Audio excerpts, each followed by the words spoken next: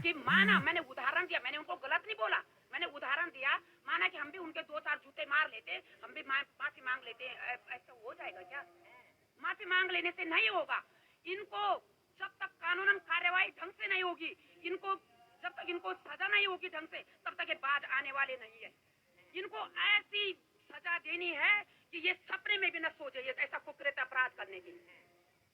तो चौहान जी, जो पूरा प्रकरण चल रहा है, जो जांच चल रही है, एक सवाल अब ये है, क्योंकि कई लोग हमसे मिलते हैं, वो कहते हैं कि इस केस में जो चल रहा है उससे वो संतुष्ट नहीं है, जो कार्यवाही हुई है उससे वो संतुष्ट नहीं है। आपका क्या कहना है? आप तो शुरुआत से वहीं पर है। मैं भी संतुष्ट नहीं हूँ, कुछ मुद्दों में मैं संतुष्ट हूँ। फास्ट कोर्ट फास्ट ट्रैक में मुद्दा डाला है, मैं संतुष्ट हूँ, लेकिन मैं संतुष्ट कहाँ नहीं हूँ। एक तो अंकिता का कमरा क्यों तोड़ा गया, ये साक्ष्य छिपाने के काम क्यों किए गए। दूसरा, अंकिता की बॉडी मिल गई थी, अच्छी बात है, अंकिता की बॉडी क्यों दिखाई नहीं गई? उसको जैसे एक देश में 2 न्याय प्रणाली कैसे हो गई? मेरा सीधा सीधा सी प्रश्न है।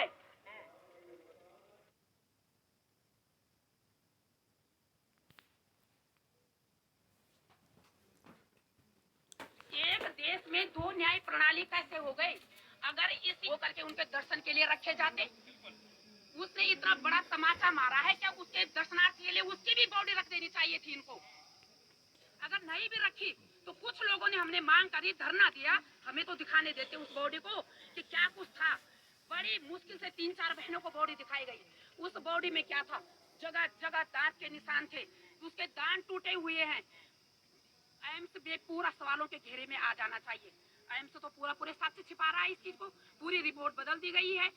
वो तो कह रही है कि वो पानी में डूबने से उसकी मौत हुई, जबकि खुद आरोपी ने कबूल कर लिया कि हमने 3-4 दिन बॉडी को, हमने 3-4 दिन पहले अंकिता को मार दिया था और हमने छत में उसकी बॉडी रखी हुई थी। अब लगा लो कौन झूठ बोल रहा है, कौन सच बोल रहा है हमारी शासन प्रणाली पे भरोसा? मेरा बिल्कुल नहीं है शासन प्रणाली पे भरोसा। हर साक्ष्य मिटाने का काम किया गया है। एम्स में 3 घंटे का इन्होंने हवाला दिया था, 3 घंटे में पोस्टमार्टम रिपोर्ट आ जाएगी। 3 घंटे में नहीं आई पोस्टमार्टम रिपोर्ट। क्यों नहीं आई? पोस्टमार्टम 3 घंटे में हो गया था, लेकिन क्या चल रहा था? साक्ष्य मिटाने का काम चल रहा था। क्यों? बाहर जनता खड़ी हो गई थी आंदोलन के लिए कि पहले इस रिपोर्ट को सार्वजनिक करो और उसके बाद बॉडी को ले जाओ, है ना? तो इन्होंने साक्ष्य मिटाने का काम किया, इन्होंने कुछ देर और रोकने का काम किया। उससे पहले एक एम्बुलेंस आई, एम्बुलेंस में मैं सबसे पहले मैं गई, मैंने कहा अंकिता की बॉडी को दिखाना पड़ेगा आपको किसी भी कीमत पे। इन्होंने मना किया और जब हमने और ज्यादा वो कर दिया, मीडिया भी आ गई, सारा चारों तरफ घिर गए, तो पुलिस प्रशासन ने फिर उस एम्बुलेंस को खाली भेजा। अगर उनका इरादा नेक था, उन्होंने एम्बुलेंस को खाली क्यों भेजा? मेरा सीधा सी प्रश्न, उन्होंने एम्बुलेंस को खाली क्यों भेजा? फिर उसके बाद इन्होंने एम्बुलेंस को, मैंने अपनी कानों से सुना कि आप 10 से 15 मिनट के बीच में आना, 10 से 15 मिनट के बीच में आना, लेकिन 10 से 15 मिनट के बीच में नहीं आए एम्बुलेंस, क्योंकि बराबर फोन में लगे हुए थे। और उसके बाद 1 से 1.5 घंटे के बाद आई एम्बुलेंस। 1 से 1.5 घंटे के बाद जब एम्बुलेंस आई, इन्होंने अंकिता के सबको गाड़ी में डाला और कहा कि जब अंकिता के पापा मान गए हैं तो आप कौन होते हो रोकने वाले? मैंने कहा अंकिता के पापा मान गए हैं, मुझे अंकिता के पापा से मिलने दिया जाए। हमारी सीधा सी मांग थी कि यदि अंकिता के पापा मान गए हैं तो अंकिता के पापा से हमसे मिला दो। अंकिता के पापा यदि ये बोलते हैं कि मेरी लड़की को जाने दो, मैं अपनी लड़की की बॉडी को ले जाने दो, तो हम मान जाते हैं। इन्होंने 2 चीज में से एक चीज नहीं की, ना तो सार्वजनिक किया पोस्टमार्टम रिपोर्ट को और न अंकिता के पापा को मिलने दिया। और हम बार बार आंदोलन कर ही रहे थे। 2-3 बार हम गाड़ी के आगे आए तो इन्होंने हमें मार मार के, मेरे सारे यहाँ निशान पड़े हुए हैं, इन्होंने लाठी डंडे चलाए, जिसकी वीडियो मैंने सारा सार्वजनिक की। उसके बाद हमने फिर पुलिस प्रशासन पे केस दायर किया और वो अभी तक कोतवाली ऋषिकेश में वो केस दायर पड़ा हुआ है। अभी तक कोई, न तो उन्होंने किसी को बुलाया है, न वो उसमें तहकीकात कर रही है, न जाँच कर रही है। ये कैसी न्याय प्रणाली है?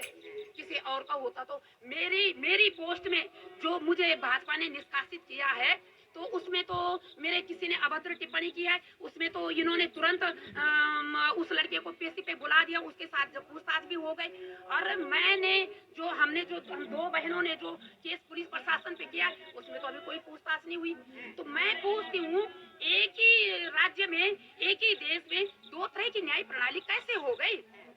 हाँ जी, एक बड़ा सवाल है। देखिए, वीआईपी को लेकर बड़े सवाल बने हुए हैं।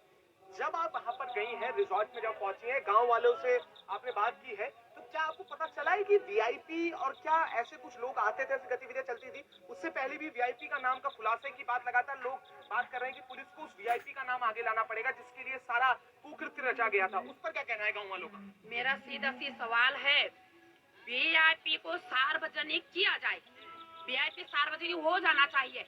कुछ दिन पहले तो अंकिता, वो आरोपी पुलकित आर्य के भाई का नाम आ रहा था, है ना?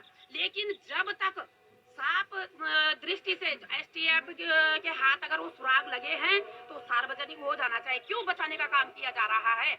हम किसी को भी बचाने का काम में सहमत नहीं होंगे, बिल्कुल भी, है ना? और एक आरोपी जो पटवारी है, 5 दिन बाद उनकी जिनकी लड़की गुमशुदा हो गई, गुमशुदा क्या, जिसकी लड़की का मर्डर हो गया, उनकी तो उन्होंने ये रिपोर्ट दर्ज नहीं की। और जिन्होंने इतना बड़ा अपराध कर दिया, उनकी रिपोर्ट वो दर्ज करते हैं। क्योंकि वो आरोपी इतना खुलेआम बाहर घूम रहा है, पटवारी, उसको क्यों अरेस्ट क्यों नहीं किया जा रहा है? मेरा सबसे बड़ा सवाल है।